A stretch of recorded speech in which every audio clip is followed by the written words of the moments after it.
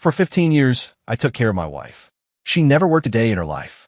She would wrap her arms around me and tell me how much it hurt her that I had to spend so much time running operations in South America, that I was the only one she could ever rely on. To surprise her, I put in for a transfer back to the States, telling no one. The day I came home, the elevator in our building was out. I carried the limited edition handbag I bought for her and started climbing from the lobby. We lived on the 12th floor. Just as I reached the 10th floor landing, I heard it. My wife's familiar, breathless sighs. She was leaning against the railing, held in the arms of a strange man. When I saw her flushed face, I quietly turned around and walked back down. Back in my car in the underground garage, I blankly pulled out my phone. I canceled the 2 first-class tickets to the Maldives I'd booked for the following week. I didn't leave right away. I just sat there in the dark, lighting a cigarette. The car still smelled of her favorite aromatherapy oil, a scent that now made my stomach churn. I opened my phone and tapped on a home security app. I'd installed a few micro cameras around the apartment for security. The most recent recording was from that afternoon. I played it. The strange young man, wearing the slippers I kept for myself in the foyer, walked into my home like he owned the place. Chloe, my wife, wearing the silk robe I'd had a friend bring back from Paris for her last month, wrapped her arms around him from behind. They were laughing, fooling around, before tumbling onto the king-size bed in our master bedroom. The camera feed shook, and the sounds were vile. Expressionless, I saved the key video clips to an encrypted cloud drive.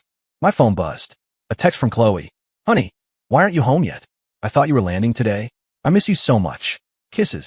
15 years of marriage had taught me to read every nuance in her tone. That "I miss you so much" was laced with impatience, a hint of urgency. She was rushing me to get home so she could end her little affair. I crushed out the cigarette and called my personal assistant in the States, Leo Carter.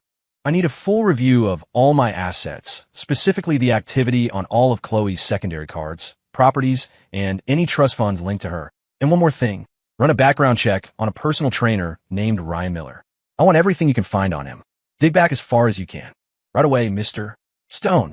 Leo's voice was as efficient as ever. Sir, are you back? Do you need me to pick you up? No. I hung up and started the car. The engine's roar was deafening in the empty garage. I didn't go back to that place I once called home. Instead, I drove to my other property, a penthouse in Midtown Manhattan, a place Chloe never knew existed. The hot water pounded down on me, but it couldn't wash away the filth I felt inside. I looked at myself in the mirror, my skin tanned from the foreign sun, my eyes sharpened by the grit and dust of the mines. 15 years of love, of sacrifice, all turned to ash today. After my shower, I walked out with just a towel around my waist and stood before the massive floor-to-ceiling windows. The city's neon lights glittered below me like a pile of cheap glass beads. My phone lit up again. It was Chloe. Oh, okay, we'll be safe. I'll wait up for you. Even through the screen, I could picture the look of relief washing over her face. The man she was with was probably still there. I didn't reply. Instead, I opened my contacts and found a number I hadn't called in years. Hey, it's me. Remember me? There was a pause on the other end, then a surprised voice. Ethan, you son of a gun. You finally decided to call me. I'm back in the States. I need a favor. It's a domestic issue. Name it. I want a divorce. From Chloe. Yeah. She cheated on you? How did you know? Are you kidding me? We all saw how you spoiled her back in the day. It would have to be something like cheating for you to ever leave her. I was silent. All right. Text me your address.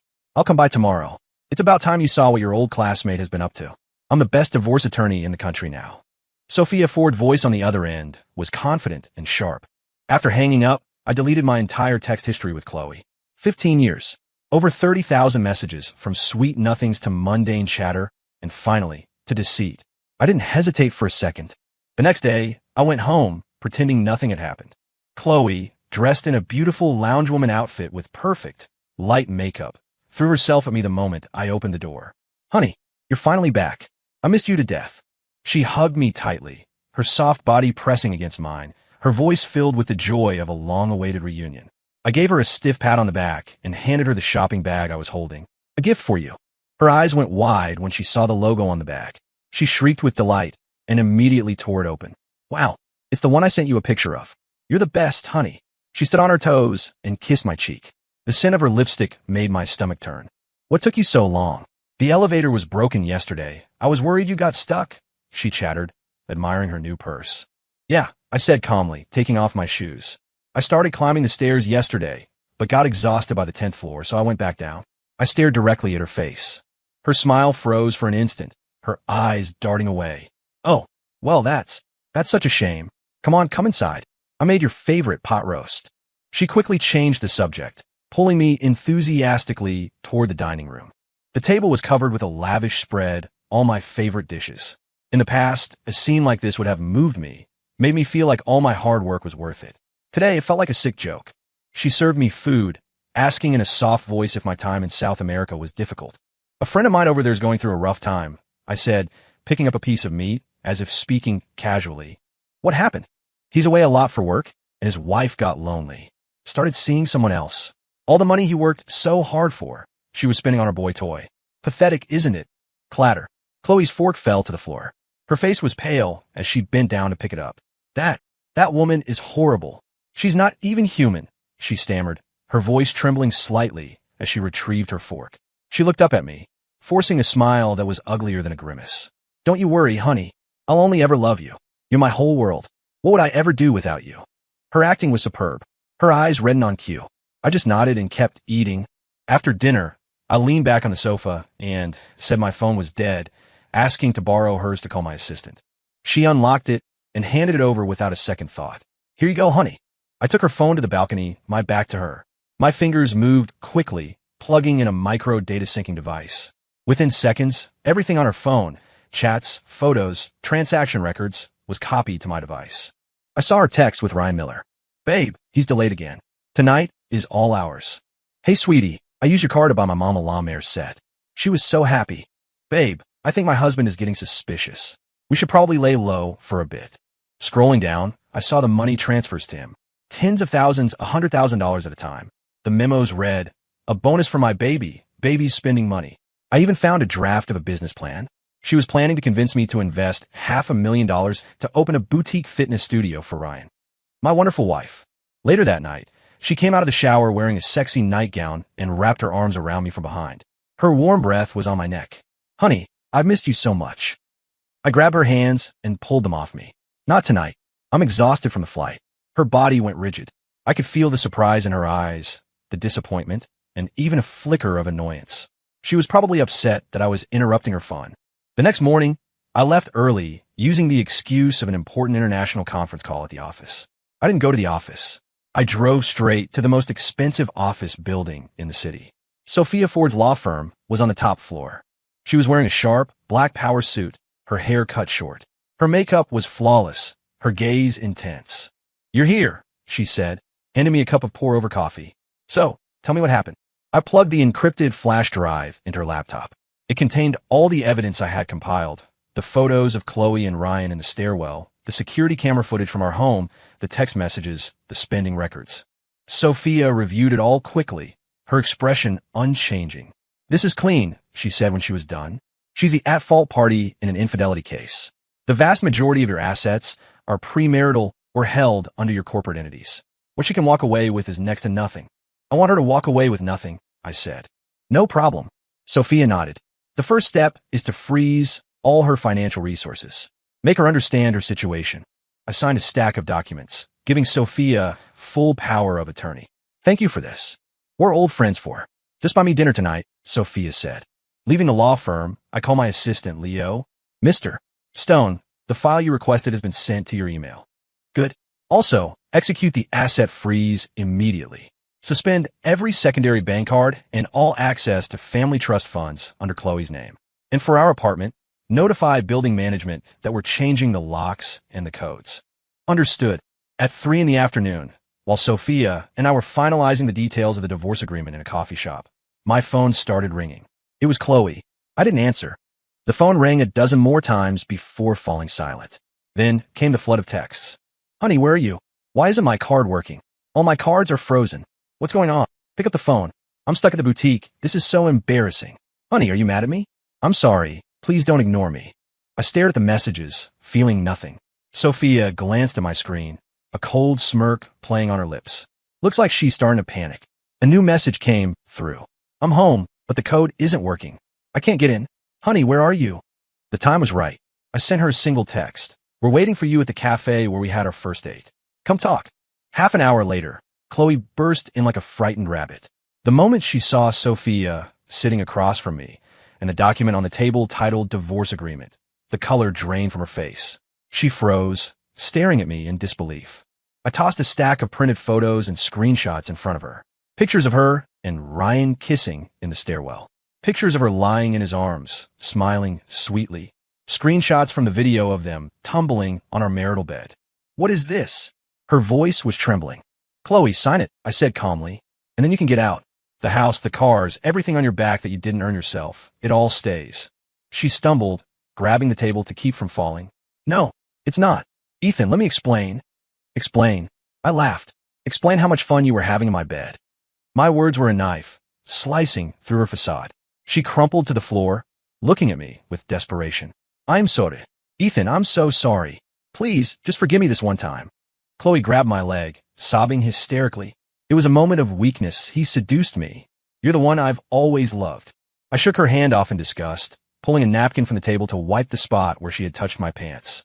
When you were all over him in the stairwell, writhing on the bed I bought, did you think about your moment of weakness then? I stared down at her coldly. How long have you been playing me for a fool? A month? 6 months? A year? Her sobbing stopped abruptly. Her face was ashen. She refused to sign the papers and started making a scene. Ethan, you heartless bastard. I was married to you for 15 years. I was practically a widow for 15 years while you were away. How can you do this to me? I gave you the best years of my life. And now that you're rich, you want to throw me away. You're just like all the others. People in the cafe were starting to stare. I had no desire to waste any more time on her. I stood up and straightened my jacket. My lawyer will speak with you. You have 3 days. If you don't sign, I'll release this evidence to the public, including to your parents and all your best friends. I turned and walked out, Sophia following me. I could hear Chloe's desperate cries behind me, but I didn't look back. After being thrown out of the cafe, Chloe ran, crying to her true love, Ryan. After hearing her story, Ryan's eyes lit up instead of offering comfort. Chloe, don't be afraid. Leave this to me. He gave her an idea.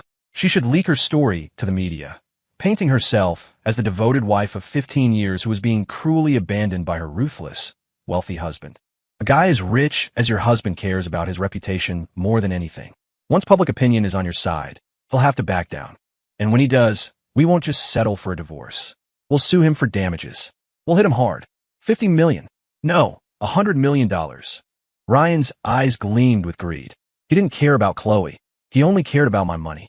Unfortunately, the love-struck Chloe believed him once again. She quickly found some gossip blogs online and anonymously posted a long, emotional story. In her post, she described herself as a lonely housewife who had loved her husband deeply, sacrificing everything while he was away for 15 years. I, on the other hand, was painted as a man who was never home, treated her coldly, and wanted to discard her the moment he became successful. The post was inflammatory and gained sympathy from clueless readers. 15 years. How many 15 years does a woman have? That man is trash. Money really does corrupt people. You go, girl. Make him pay. Get half of everything. Fueled by the online support and Ryan's encouragement, Chloe grew bold. Through her lawyer, she formally filed a claim for the division of assets. She demanded half of all marital property, a sum of at least $50 million. When Sophia forwarded me her demand, I was reviewing a geological survey report. I saw the $50 million figure and laughed. I told Sophia, let her make a scene. The bigger, the better.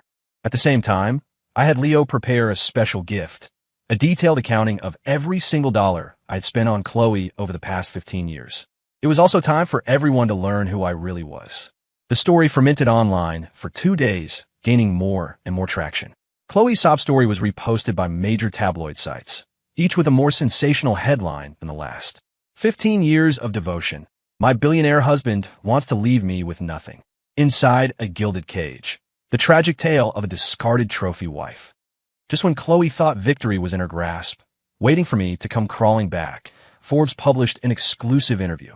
The headline read, "The Invisible Titan, Ethan Stone, from South American mines to a global empire." The accompanying photo was of me in a bespoke suit, sitting in my office against a panoramic view of the Manhattan skyline. In the interview, I made my first public appearance as the chairman of Apex Global Mining. I briefly recounted my story of starting from scratch and building my business overseas, and how I had always maintained a low profile to protect my family's privacy. The interviewer then tactfully brought up the recent online rumors about my family dispute. I didn't answer directly, just offered a faint smile. Regarding my personal affairs, I have authorized my legal counsel, Ms. Sophia Ford, to make a statement. The camera immediately cut to Sophia, seated beside me. Facing the camera, she calmly and professionally released a portion of the evidence of Chloe's infidelity. The photos of her kissing Ryan in the stairwell, though blurred, clearly showed their figures and clothing. But the real killer was the financial report, dozens of pages long. This is a detailed record of Mr. Stone's expenditures on Ms. Hayes' personal consumption over the last 15 years. During this period, Ms. Hayes was unemployed. All of her expenses were covered by Mr. Stone. The grand total exceeds $15 million. Last month alone, Ms. Hayes spent over $300,000 on luxury handbags and clothing. The personal allowance Mr. Stone provided Ms. Hayes annually was a seven-figure sum. Sophia's voice was clear and powerful. Every number was a hammer blow, striking hard at the public's perception. A devoted, self-made billionaire who gave his wife everything versus a deceitful woman who used her husband's millions to support her affair while playing the victim. The contrast was stark. Public opinion exploded instantly. The readers who had sympathized with Chloe felt like they'd been played for fools. WTF? A seven-figure allowance? She calls it being a widow? Sign me up for that life. She used her husband's money to keep a boy toy and then cried about being a poor, abandoned wife? Funniest joke of the year. $15 million. How did this woman have the nerve to write that post? Dox her. Find this shameless woman and her sleazy boyfriend. Chloe's victim post was quickly traced back to her, and the comment section was overrun by enraged users. All her social media accounts were unearthed, her DMs filled with vile, abusive messages. Her parents, her friends, the very people to whom she had endlessly boasted about her life, called to question her, then swiftly cut all ties. Ryan Miller was also doxxed by the furious mob. The gym where he worked, desperate to distance itself, fired him immediately. His shady past, a history of scamming money and sleeping with clients, was dragged into the light. Chloe was socially executed. Hiding in a cheap rental, she stared at the endless flood of insults on her phone, her body shaking uncontrollably. Only then did she finally realize what she had lost. It wasn't just the money. It was the entire world of dignity, glamour, and envy that I had built for her over 15 years with my time and my fortune. With nowhere left to turn, she called me again. I answered. Her voice was filled with terror and tears. Ethan, I was wrong. Please help me. I hung up and blocked her number.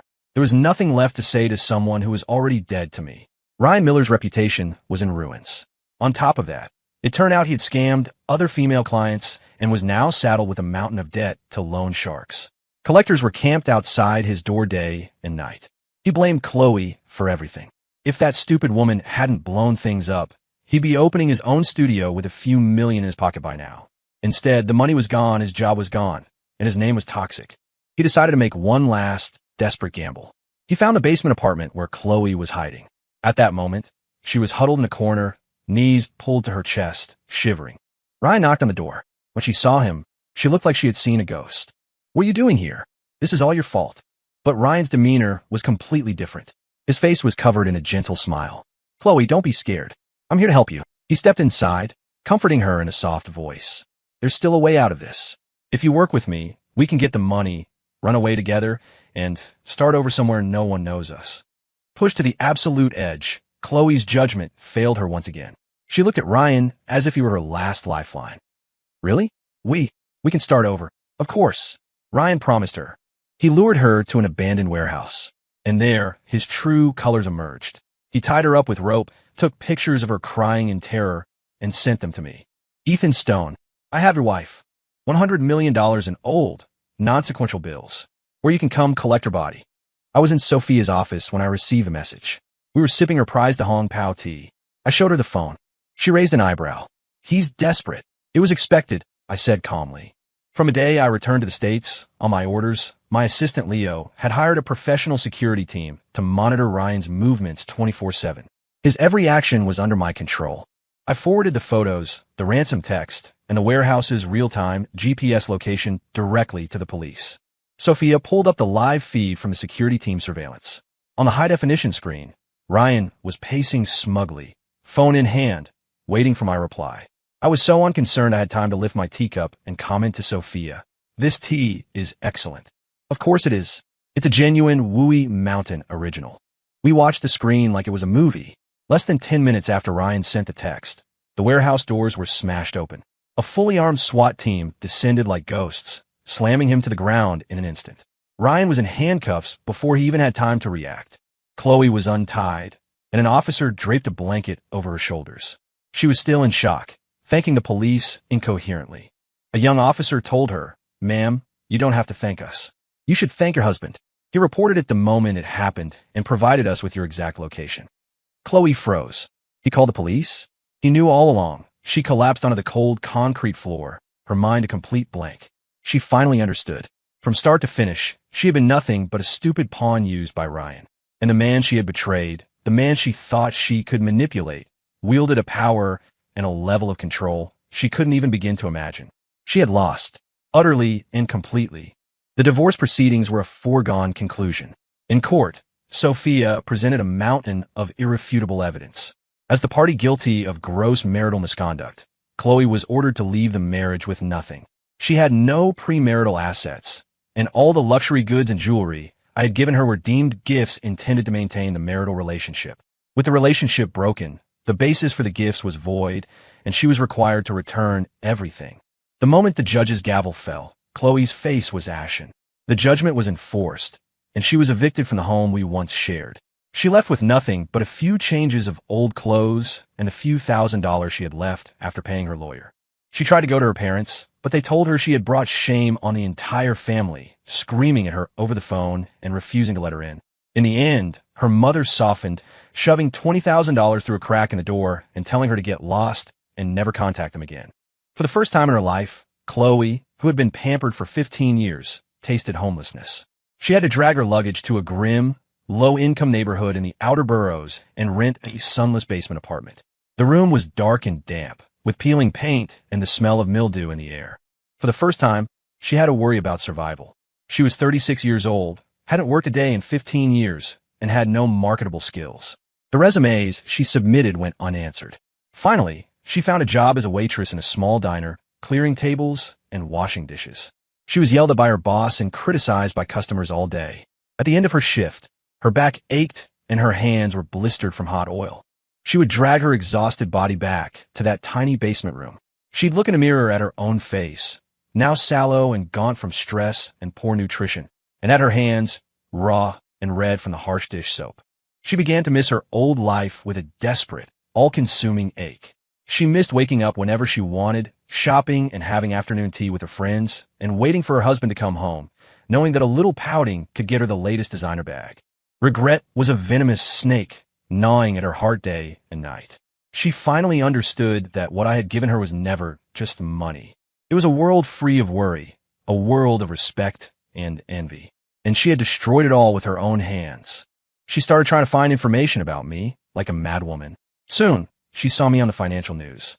I was standing shoulder to shoulder with a woman of remarkable presence, announcing a strategic partnership between Apex, Global Mining, and a top domestic clean energy firm. They were launching a new multi-billion-dollar project. She recognized the woman. It was my lawyer, Sophia Ford. On the screen, Sophia and I shared a look and smiled, a picture of perfect understanding. That smile, that look, it was like a knife in Chloe's heart. She knew that spot, next to me, should have been hers. Chloe began a pathetic and ridiculous quest to win me back. She found the address of my new corporate headquarters, quit her diner job, and started waiting outside the building every day. The first time, she threw herself in front of my car, only to be swiftly intercepted by my well-trained security and dragged aside like a sack of garbage. I sat in the car, looked straight ahead, and drove past her without a glance. The second time, it was pouring rain. She stood there without an umbrella from morning until late at night, soaked to the bone, shivering, her hair plastered to her face. When I left work, she rushed toward me, just to croak out a hoarse, "I'm sorry." I had my assistant get out and hand her an umbrella. Then, with Sophia, who had been working late with me, in the passenger seat, I drove away. In the rearview mirror, I could see her standing under the umbrella, sobbing uncontrollably in the rain. She started trying to mimic the woman I used to know. She learned to make soup, simmering cheap ingredients for hours on a small stove in her rented room, then bringing it to my company's front desk. The receptionist would politely accept it, then toss it in the trash the moment she left. She wrote me long, rambling letters on the stationery we used to like. She reminisced about our life together, from college to marriage, confessing her stupidity and her mistakes, every word a plea. I never read a single one. Sophia had them sent directly to the shredder. On my birthday, she used the wages she had painstakingly saved for months to buy a small, cheap fruitcake. She waited all night outside my apartment building in the freezing wind. When I left for work the next morning, all I saw was a figure huddled in a corner, nearly frozen, and the crushed remains of the cake on the ground. I didn't break my stride. To me, all of her actions were just a clumsy, irritating performance. She even went to my parents, but I had already spoken to them, and they had seen the news. They felt nothing but disappointment and coldness toward her, and refused to even open the door. When all other methods had failed, she finally broke through the security line as I was getting out of my car one day, and threw herself at my feet. She knelt on the pavement, clutching my legs, tears and snot streaming down her face. "Ethan, I really know I was wrong. Please, just give me one more chance. I don't want anything anymore. I don't want money or the house. I just want to be near you. I'll be a slave to you and Ms. Ford." Her wailing attracted a crowd of onlookers. I stopped, crouched down, and looked calmly into her colorless face. My voice was quiet, but clear enough for her to hear. "You know, Chloe, some things, once they're broken, can't be fixed. And frankly, you disgust me."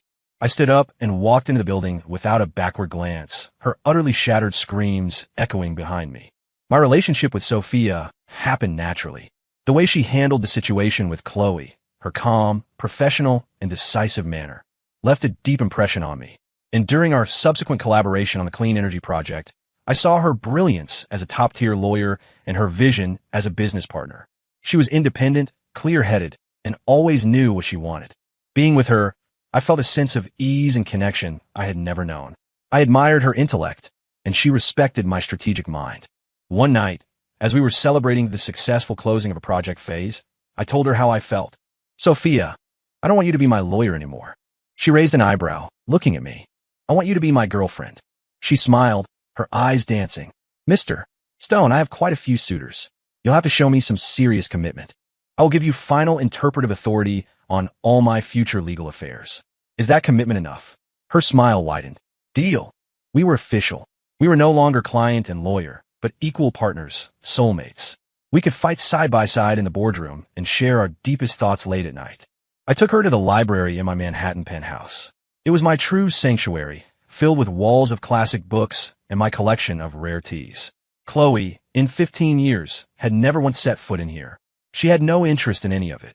She only cared about what new handbag I'd bought her. Sophia was different. She could discuss everything from Gibbon's Decline and Fall of the Roman Empire to Harari Sapiens. When I brewed tea, she could accurately identify the year and origin of a vintage pu'er cake. I acquired a piece of prime real estate she had been eyeing for years, helping her build her own legal empire. In return, when I faced a malicious attack from a business rival, she used her impeccable legal knowledge to help me orchestrate a perfect counteroffensive. We went to the Maldives together, finally using a version of those first-class tickets I had once canceled. On a sun-drenched beach, Sophia leaned against my shoulder. "Thank you, Ethan." "For what?" "Thank you for showing me what a man can truly be." My life was finally filled with genuine sunlight and laughter. It was a world away from the one-sided, self-congratulatory effort of the past 15 years. Before long, Chloe saw the news on a gossip site. My engagement to Sophia in Paris. The article featured a photo of me on one knee, placing a massive diamond ring called the Eternal Heart on Sophia's finger. Sophia was beaming with pure happiness. The report mentioned the ring's value was in the 8 figures. Chloe stared at her phone screen in her dark, damp basement apartment and cried until she passed out. What she didn't know was that the ring's designer was Sophia herself. She had earned everything she had through her own talent and hard work. And Chloe, besides crying, knew how to do nothing at all. Ryan Miller was sentenced to 3 years for attempted kidnapping and extortion. It wasn't a long sentence, but his life was over. When he got out, he had nothing and couldn't find a decent job. He directed all of his resentment at Chloe, the source of all his problems. He found her in the slum she was living in. From that day on, Chloe's already difficult life turned into a living hell. Ryan constantly harassed and extorted her. One day he'd demand money for food. The next he'd force her to pay his rent. If Chloe refused, He'd threatened to scream their whole sordid history for the entire neighborhood to hear. Chloe called the police. But because it was a series of small financial disputes and their relationship was complicated, the police could only mediate, warning Ryan to stay away. For a lowlife like him, such warnings were useless. Ryan only got worse. One night, he got drunk and kicked down the flimsy wooden door to Chloe's apartment. Reeking of cheap liquor, he lunged at her with bloodshot eyes. "You bitch. It's all your fault my life is ruined. Tonight, you're going to make it up to me." He tore at her clothes, hitting and kicking her. Chloe fought back, screaming, begging. But in the tiny room, her voice was weak and helpless. During a pause in the beating, she summoned all her strength and fumbled for the phone by her bed. She frantically dialed the number she knew by heart, the one she had memorized long ago. "My number." The call connected. My voice on the other end was cold and calm. "Who is this?" The moment she heard my voice, Chloe felt as if she had caught a single strand of spider's thread lowered from heaven. She used the last of her energy to scream, "Ethan, help me. Ryan is going to kill me. He's hitting me. Help me." The line went silent for a moment. A dead, crushing silence. To Chloe, those few seconds felt like a century. Then, she heard a woman's voice, gentle and concerned. It was Sophia. "Who is it? It's so late." And then she heard my voice reply to the woman, my tone softer and warmer than she had ever heard it. "Wrong number." Then, beep, beep, beep. The sound of the disconnected line was the final judge's gavel, shattering the last sliver of hope in Chloe's heart. It broke the last thread of her will to live. Despair consumed her completely. Ryan was still on top of her, assaulting her, spitting obscenities. Chloe's eyes went vacant. In that abyss of utter hopelessness, her hand found the lamp on the nightstand. It was a heavy, old-fashioned metal lamp. She raised it high and, with every ounce of strength she had left, brought it crashing down on Ryan's head.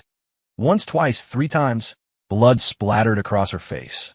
She was eventually sentenced to prison for intentional injury, her self-defense claim deemed excessive. My assistant, Leo, reported the final outcome for Chloe and Ryan to me while I was with Sophia, reviewing the architectural designs for her new law offices. The plans, which Sophia had drawn herself, were modern and powerful. When I heard Leo's report, I simply grunted in acknowledgement, my eyes never leaving the blueprints. The natural lighting in this lounge area could be better, I said to Sophia. Sophia put down her pen and looked up at me. She was quiet for a moment, then asked, "Do you feel anything at all? Pity, maybe?" I shook my head and took her hand. It was the path she chose. I looked into her eyes and said, with conviction, "I never sought revenge.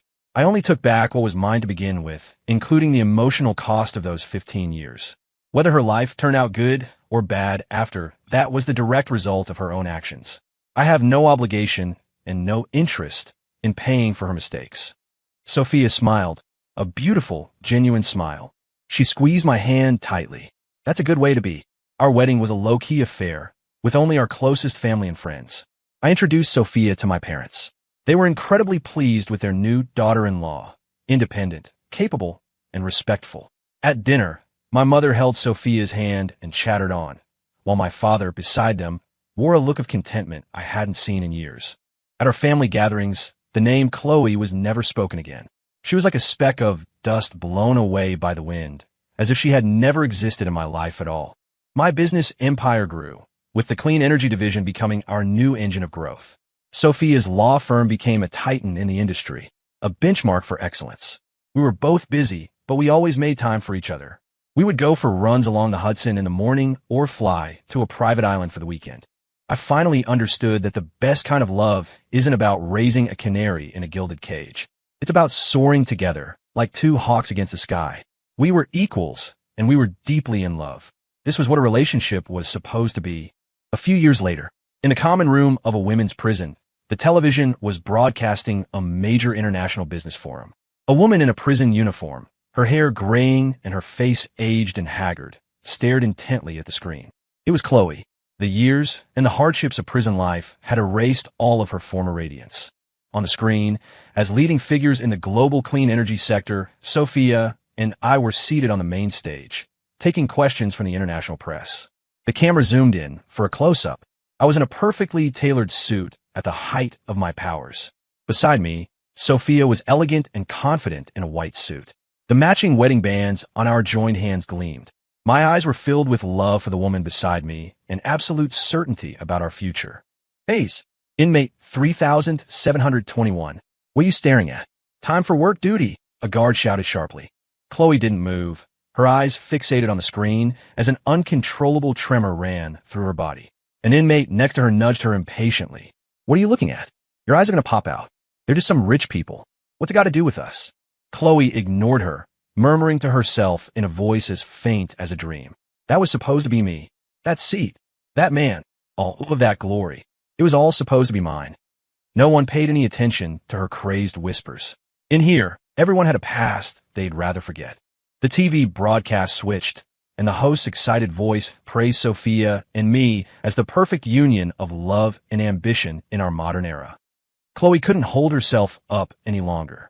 Her body went limp, and she collapsed to the floor. She buried her face in her rough hands and began to weep silently. The tears of regret, hot and bitter, were the only companion she would have for the rest of her long, empty life. And as for me, who she was no longer mattered at all.